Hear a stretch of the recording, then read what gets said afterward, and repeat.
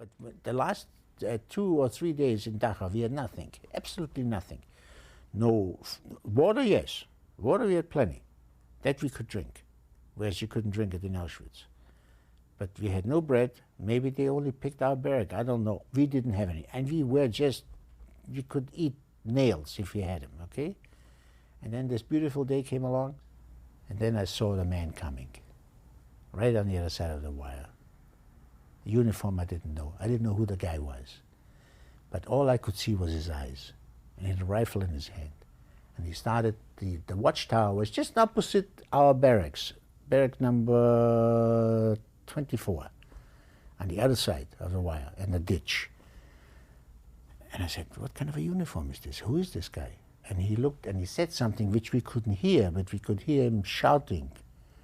And all of a sudden somebody shot down from the top, and he rolled on his back and onto his stomach, and he started shooting back. And about a minute later, 4 guys or 5 guys, that's right, 5, came up with their hands up down there. This was the guard that was sitting on the top down there.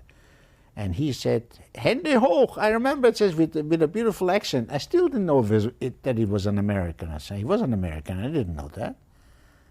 And one guy dropped his hand. He dropped his hand and he started shooting and knocked all 5 of them off. They all fell into the ditch. That was the day I was reborn. That was it.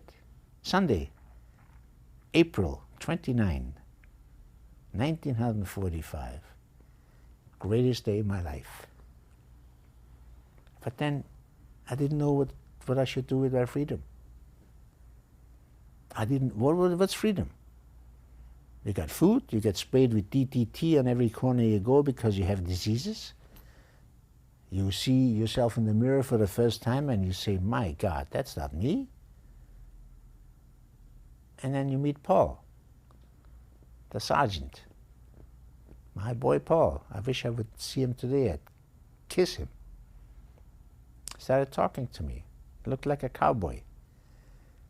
With his gun, low, just like a cowboy. And to me, it was like Tom Mix that I saw as a kid when I was 12 years old in the movies in Vienna. Brings me chocolate. He brought me Hershey chocolates in a satchel.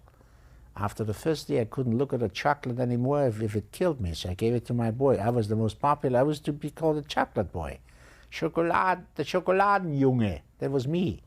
Couldn't eat it anymore. Now I wanted something else, and he kept on telling me and telling me and telling me, and gave me a picture. I still got it.